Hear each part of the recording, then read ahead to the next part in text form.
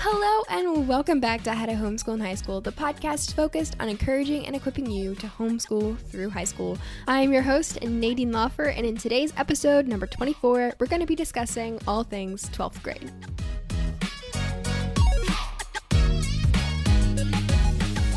So this is the final episode in the How to Homeschool series. We've been doing this for every grade of high school, and today we're finishing off with senior year. I've invited a good friend of mine, Anastasia, and she's going to share so much advice, encouragement, and her journey through 12th grade as a homeschooler. So even if you're not a senior, this episode is a great way to get a better understanding of homeschooling and all the amazing opportunities it brings. So without further ado, let's just dive right in to this episode.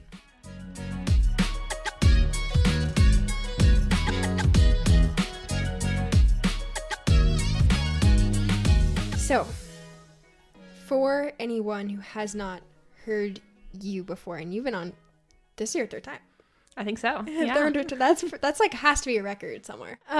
Anyway, so for anyone, I'm just gonna kind of introduce. You can kind of introduce yourself. Just tell us the normal. When you started homeschooling, why you started homeschooling, and then we'll kind of jump into the questions from there. Yeah. So I'm Anastasia, and I've been homeschooling since kindergarten. I'm the oldest of 6 siblings, so I'm kind of like the trailblazer. Yes. But it's been a lot of fun. Our homeschooling journey, like I said, it started when I was in kindergarten. My mom, that was just something she wanted to do from the start. And we've tried several different co-ops and study centers. I've taken dual enrollment classes through the college, and they've all been really good experiences in different ways. So yeah, now that I've graduated and kind of looking back on it all, I'm very, very thankful for my homeschool experience. Yes. And I'm so excited that we get to talk about it because you graduated this year. So this episode is all about your senior year. It's kind of like a little review for you and like help for people entering their senior year. Yeah. AKA me. Right. So because it looks different for everyone. It does. Yeah. It does. So yeah, like the goal of these little episodes is just to give an idea of what someone else's homeschooling looked like for that grade and what they did, what curriculums they used, just to help get a structure. But the real root of the year depends on the student. Right. So like the real, what actually you do, it just is unique. So it's not like a set rhythm. Yeah, that's for sure. the great thing about homeschooling. Yeah. So I just wanted to start out with the major question. I think that's the biggest question. Did you enjoy your senior year this year? It was a great year. Yeah. I loved senior year.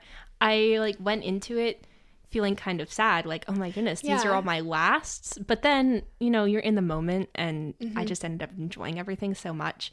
And now that I'm done, I'm just thankful for all the experiences rather than being too sad. Yeah. I'm just kind of excited about the new things that are going to come. Thankful I had my high school experiences. So it's kind of cool. My mom has reassured me before when I felt like, oh my goodness, this is the end. I'm so sad. She's always been like, well, there's always something new to look forward to. And so that's always been encouraging, and it's nice to stay looking forward. But it is also nice to look back on the things. Yeah, and you had quite the senior year. So I'm really happy that you're here to talk about it because it's been a really amazing year. But I'm glad you also mentioned that because me going into my senior year, I'm already sad, and it's only June. And I'm like, oh my goodness, it's my last year playing sports, and it's my last year, doing all these things. And so it's important what your perspective is. Yes. This is the beginning of something else too. Yeah. And I feel like whenever each new thing comes to an end, I've somehow felt ready for it. That was wonderful. I'm so glad I did that. But I'm glad that I'm that's part of my past now, part of my memories rather than something I'm still doing. Which I think that's kind of how growing up works. Yep. So I think you're going to have a great senior year. I'm excited. I'm definitely excited. Yeah. So yeah. Okay. We kind of talked about this, but not really. Did you have any concerns going into 12th grade? Yeah. I mean, I did have, I don't know if there were concerns, but I was a little, I was going into college admissions and applications and looking through how to get a transcript and how to get a diploma and all of that stuff at the beginning of the year. We were trying to make sure all our ducks were in a row before we started. And I remember feeling a little overwhelmed. What if I forget something and mess everything up and I can't graduate and I can't go to college? And obviously that's not how it works. There's a lot of grace and things will work out. And the people that were working in the diploma agency and different things, which I know we'll talk about later, I think homeschooling's become more prevalent, so people are just learning to adapt to different people's styles. So it wasn't as big of a concern as I was kind of making it out in my head. Like, you can't really mess it up, I feel like. That's very good to know. Like, it's important to do your research. It's important to know what's going on, which is, like, the whole point of this podcast, to, like, educate about homeschooling in high school. But, yeah, it's not like you could do one thing and completely ruin everything. Okay. So, because I've messed up things. Like, I sent in my transcript form written completely wrong, and they just wrote me back a letter and were like, so actually here's how you should write it, and it all worked out great. So there's helpful people. There are. Sometimes you just need to know what you're doing. Sometimes you don't even know until you try, like, oh, that was not the right format, we have to try it again. Exactly. But and that's helpful not only for the students but also for the parents, because I know my mom, that was a fear going into high school, that she was somehow not going to prepare me enough, or that we were going to do something wrong. Right. I know that's a lot of people's fear, to hinder their chances in getting into college. Right. So you can't really mess it up, especially because there's so many people doing it now. So yeah, there's so many resources. Yeah. So how did you customize your 12th grade year to fit your passions and interests? And you kind of did this in not only your senior year, but also your junior year. Yeah, so I took dual enrollment classes the past 2 years at the local college. I mean, that was for a couple of reasons. One of the reasons was, at least in our state, you only have to take, like 3 years of math and 3 years of science and those kinds of things. So for my senior year especially, I didn't need to take all the regular high school courses that I was used to taking. So I had a little bit more freedom to pick what credits I wanted to take. Yeah. And so college classes were going to be a good opportunity for that. And also it was going to give me an opportunity, like, dip my toes in the water of, like, being in a classroom environment and being on a college campus, which is where I want to be for the next 4 years. So it was nice to, like, get comfortable with that. And then also kind of figuring out what career path I wanted to follow, because, like, beginning of my junior year, I took an intro to nursing class because I was like, I want to be a nurse. Took the class and I was like, actually, no, let's do teaching. So then in my senior year, I took an intro to teaching class and absolutely fell in love with it even more than I had been. So I think, my senior year has been a really good opportunity to kind of get out of my comfort zone and try things that I thought maybe I'd be interested in, and finding out that I really did enjoy them. So yeah. And finding out what you didn't necessarily and what I didn't necessarily enjoy. And everything in between. Like, there was a random class I took, cultural anthropology. Oh, yeah. And it had nothing to do with what I wanted to study. It just sounded interesting. And it was one of the, like, foundational courses for the humanities core. Okay. But it ended up being such a bright spot in my week. Like, I loved that class. And it was just awesome. Such interesting stuff to just be thinking about and discussing, even if it didn't have a practical use. So that was kind of a lesson for me that, like, I didn't need to always just be super practical. Like, I could just do something for the love of learning, and that ended up being really cool. Yeah, that definitely speaks to me, because I tend to do me too. I mean, I was like scouring the website for the college, like, what are the most practical classes I could get out of the way before I graduate, and, like, let's take a math class and let's take this and that. And then I was just like, you know what, let's just do something fun. And it was such a good experience. So and obviously there's a place for the practical, for sure, but it makes taking fun classes even more fun. Yes, and more like a treat for yourself almost. Oh, yeah. So that's really neat. And I know I've talked about you specifically because it's a great example of how you were able to find out that you didn't necessarily want to do nursing before you started your first year of college. Yeah. Which puts you already ahead of a lot of people. Yeah, that was a really big blessing, because I had been decided for a couple years, like, I'm going to do nursing. And then I don't even know if it was specifically the class, but just having the class as a reason to be thinking more deeply about what it would take to be a nurse. I realized my skill sets weren't really aligned with that. So that was a huge blessing. Yeah. So, and I truly believe you were born to be a teacher. So thank you. You're going to make a great teacher. I'm very excited. It is really exciting. I feel like the 12th grade year is so much of an ending, but it's also so much of a beginning. Oh my goodness, yes. You're almost at the end. It's just such a cool year. Yes, it's like it transition. Is. Yeah, so you didn't really have curriculum per se this year. Right. Is there anything you did to supplement the dual enrollment classes? Like, did you have to take for my diploma at least, I needed a year of English. Did you have to do another 4th year of English, or did you get that from the college? Yeah, okay. I took the intro to writing. Okay, Writing perfect, 101. yeah. So that was my English credit for my senior year. I guess the one course I was taking at home, well, no, I take that back. I was taking 2. I took U.S. government online as a college course, so I guess that's kind of on the same route. But then I did take a high school level geometry course, which is embarrassing to say in front of someone who's already taken calculus as a junior. No. But I realized like halfway through senior year that the geometry course I did in my sophomore year, I hadn't finished enough of the textbook for it to count. So I had to I just decided to use a different course and just kind of go at it from a different angle, and it ended up being pretty fun. Yeah. So.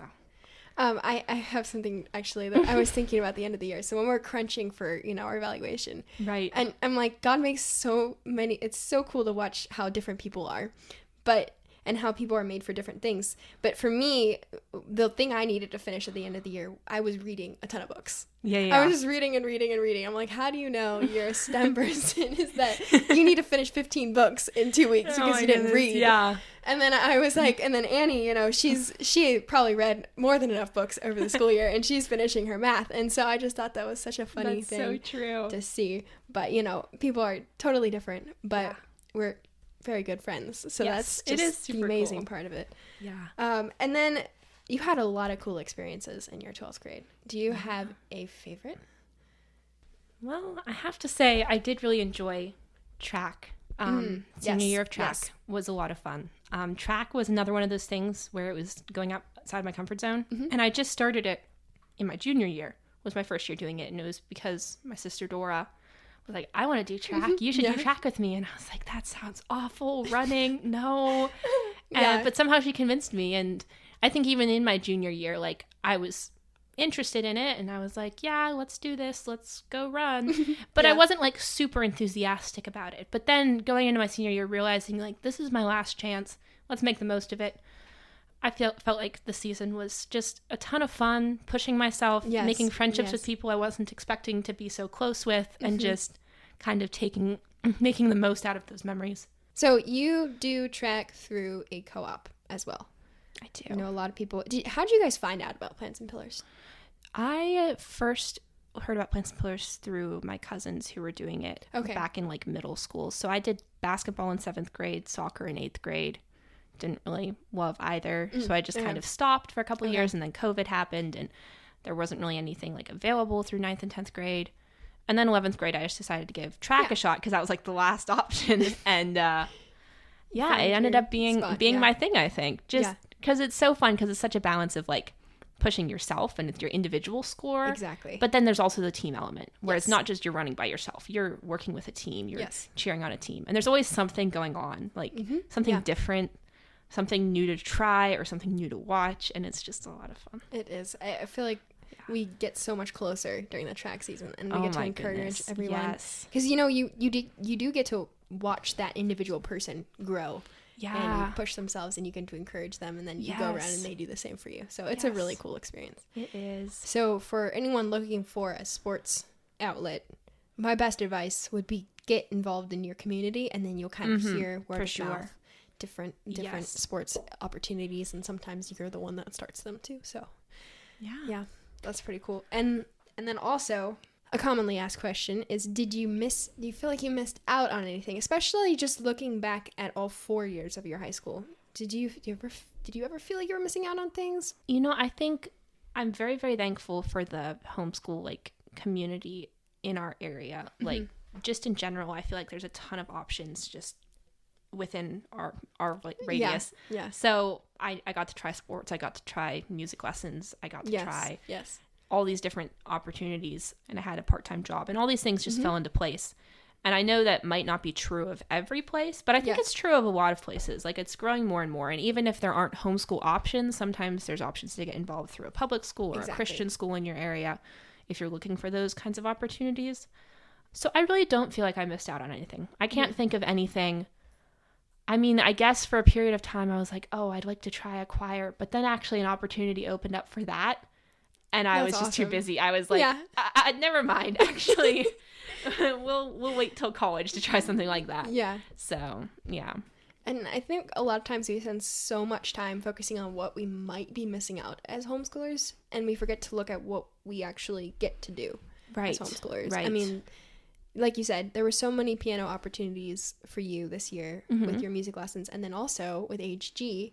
Yeah. And the Stars and Stripes Award, which Annie did get, which is the highest HG award that you can get. So that was pretty, watching you at the end of like the ceremonies and the awards and everything, that's such a cool thing that you were able to do. It did kind of hit me, because when you're in like the midst of a big project like that, it can start just feeling like, oh, I got to check off all these little things off the checklist. It doesn't feel big anymore. It just feels like every day there's something new to do, and you don't kind of get the big picture. So then at the end, like seeing the big picture, thinking about all the people who got involved and all that we were able to accomplish together, I was like, that was really cool. Yeah. I'm really thankful for that experience. Wow. Yeah, that's true. You get to look at all the impact that it's had instead of just the small little steps. And also that the small little steps added up to that big end product. Exactly. So for anyone who doesn't know what I'm talking about, because that was just all gibberish there. we were very heavily involved with AHG, American Heritage Girls. So could you explain a bit about what the Stars and Stripes project is? Yeah. So if you're familiar at all with like Boy Scouts, they have the Eagle Scout Award, which is just kind of the highest award in the program. So Stars and Stripes is a pretty big service project. The idea is develop a project that'll serve your community. The project is supposed to take 100 cumulative hours, so like hours that you and everyone who volunteers works those hours. So I like would organize service projects to benefit my church. We were like getting new signs for the church, but people do a variety of projects. Like there's such a large spectrum of what people are passionate about and what they end up doing. So I'm thankful I was able to, work with my church, work with my AHG troop and complete that project. And it ended up being a lot more like paperwork than I was expecting. So I went into it thinking, this is going to be so fun. And then it was a lot of paperwork, which, that was probably good for me to have to like stay on top of paperwork and that sort of thing. That isn't maybe my strong suit. And that's true of track too. Like I think if I would have had my way and just not taken advantage of some of the opportunities that I had, like track, which maybe I would have been tempted to do if it weren't for like Dora and my parents. If I would have just stayed with what I was comfortable with, I wouldn't have grown. So yes, that's pretty cool. One thing I've been thinking about recently is when it comes to homeschooling, not stereotypes, but things that normally people would associate with, maybe not homeschooling's not, you're not getting that from homeschooling, is having to deal with like challenging we can choose a lot of what we do, and we can tailor our education a lot towards our interests and our passions. But sometimes you have to do things necessarily that push you outside of your comfort zone. So there are ways that we experience that through homeschooling, not necessarily all the time with what we choose to, or what we're forced to learn, but also in areas like track or sports or big projects, or like this podcast has pushed me way outside my comfort zone a lot of times, but it's something that I've initiated, and that was the Stars and Stripes thing with you, that and you're initiated, and you definitely grew in endurance and your ability to do things that you necessarily don't really feel like doing all the time, because running, I don't necessarily feel like doing that all the time, but it's so worth it in the end. It is, and I'm so thankful for the team that we had. Like we had a great team. Oh my goodness. Recently we did the kind of 7 things that I learned over the years. And I loved that. So is there anything that you learned this year that you want to add? I think one of the things that I learned was to remain faithful to like the little things. So that's really good. I mentioned that about my Stars and Stripes project, how like with the paperwork, at first I was like, oh, I'm sure the paperwork is the part that I can like kind of let slide. Like that's not so important, is it? And then the HG headquarters were like, actually, that is very important. And you just messed up the formatting very badly. And so I had to like go back and redo all these little things. And I started thinking like, oh my goodness, this is such a waste of time. And all these like, why am I doing this to myself? Maybe I should just give up. And my mom was like, no, just do each of these little things one at a time. And that was true of other things, the geometry course. And I was like, this is such a waste of time. I do not like geometry. Why am I doing this to myself? And my mom and my dad were like, look, you just got to tackle this one step at a time. And it's just, God puts different things in our lives. And sometimes it's going to be like, oh my goodness, I love that. That is so cool. I am so passionate about that. I want to do that more and more. And then sometimes it'll be like, why are you wanting me to do this? Like, maybe I'll grow. Maybe I won't. Maybe there's like a clear, I'm going to grow from this experience. Yeah. But then sometimes it's like, I don't see any benefit to this. But God's like, no, I want you to keep persevering. I want you to keep doing this. I want you to put yourself out of your comfort zone here, or, you know, try something that you thought would be boring. Yeah. And I think it's that remaining faithful to the little things, never thinking that because there's big things to accomplish too, that we can just kind of let the little things, let that slack. And or they're not as important. They're not as important, or, Yeah, because often the half-baked idea. No, I totally get that, because there are a lot of big things that I want to do, but then I find out those big things are made of little monotonous steps. Yeah. And you're like, oh, you know, I wish I could just get to the end. Like even with that project, like the end was so awesome. Like you guys had a lot of cool experiences. But you don't see the little steps and the little day by days. Like, no, I'm just gonna do this, even though I necessarily don't want to do it. And I even would think about that with running when we would start out on our mile, and you know, you're on lap 2 and it feels so insignificant, like I'm never going to make it. But if you think every step I take is one step closer to being done, that's so true. It's like the big things are broken down into little baby things, and you have to learn how to endure past the things that are like very boring, or especially when it comes to, I know a lot of people associate that with math, because it's, and I experience it all the time. It's just the little things you're like, why am I doing this? It's not important. And it's funny how I feel like whenever there's something I don't want to do, something even very small, like, oh, go do 15 minutes of math. And then all of a sudden I find 1,001 other things that need to be done this minute. Like, oh my goodness, all of my emails need checked. And also I forgot to read all of these books. So now there's obviously no time for math. And I would like tell my mom, like, well, I just didn't have time today. I was so busy. I didn't have time to do math. And she was like, Annie, you're not going to bed until you're done with math, because you have to figure out a balance. Like, exactly. You've got to remember that sometimes your priorities aren't the same as the priorities you should have. That's which was a hard lesson for me, because I often think, oh, my way must be the best way, but it's not. And you learn wisdom from other people, especially your parents when you're homeschooling. Like, no, this is the path we need you to take. And, you know, you have to learn to be diligent at those things. That's a very hard lesson to learn, but it's oh my goodness, very worthwhile. I'm still learning it. I'm not saying I learned that in 1 year. Like, that's going to take a while, I think. The entire school should be a learning lesson. There's so many things in it that are not necessarily just academic wise, but also life lessons that you're learning and you will carry with you. And sometimes you don't even realize it until you're done. You're like, wow, that's going to be useful everywhere I go. Not necessarily just the math that I learned, but I can persevere through that I necessarily don't want to do. That kind of leads nicely into advice. Very nice. For senior year students, rising students. Do you have anything that comes to your mind?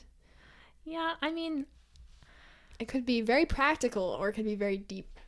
Either one is totally fine. Yeah, I've got something somewhere in the middle. I think go into it like excited. Make sure you're excited for this year, because I think there's this temptation to feel like, I just got to get through this, like one more year of school and then I'm done, and everything can feel like a drag. But then on the other end of the spectrum, it can also be like I was saying earlier, like, oh, this is the end. I've got to enjoy every second, because I'm going to be so sad when this is over, and this is like the height of my existence and nothing can ever compare, and just feeling sad the whole time. But I think it's important to just go into senior year excited about what you're going to do, excited about the things ahead, but also the things in the moment. And do your research when it comes to like your diploma and your transcript, the courses that you need to have done before you're done. Just make sure you go in knowing what needs to be done, so that you can pace yourself and get it all done, and not feel like those last 2 months are just insane. Because they will feel insane. I don't think there's any way to avoid feeling insane for the last 2 months. But if you pace yourself and you've, you know, gone on to like Homeschool Legal Defense Association page, you've gone on to like your state's websites. There's for PA, we decided to go through Erie County's like Homeschool Diploma Association. And they had a very helpful website, and I just kind of really familiarized myself with that even in my junior year, or, you know, leading up to my senior year, just so that I could go in confident that we are going to get stuff done and it's going to be fun. But then there's so much more ahead. So it's like, exactly. I'm not sad. I'm just excited for each moment, and stay in the moment, because it is the end of a lot of things. And especially if you're going to college and you're going to be away from family, like this is your time to enjoy being at home. That's one of the benefits of homeschooling, is being with your family. Yeah. And so prioritize that kind of thing. Prioritize the things that need done that you might not want to get done. Yeah. And yeah, enjoy senior year. It's a lot of fun. I love senior year. Thank you so much for sharing your perspective, because that helped me flip some things in my brain that I don't think I even really noticed yet, and I bet I would have noticed it more when I start, just like, wow, this is my last day of school, Right. You have to just stay present, and I guess you have to Yes. stay present all the time, but especially when you're ending something that's been your life for the last 13 years. That's a 13 large years. chunk It of is. your existence. It is. Thank you so Yes, much. thank you for having me. We will be doing a little not little, but we'll be doing an episode on the college admissions, which I'm really curious to hear what you have to say about that. So we'll hear some more from Anastasia. I will be before back. she goes off to college and leaves us. No, you'll be back. I'm sure you will be. Yeah. And anyway, thank you so much. Thank you.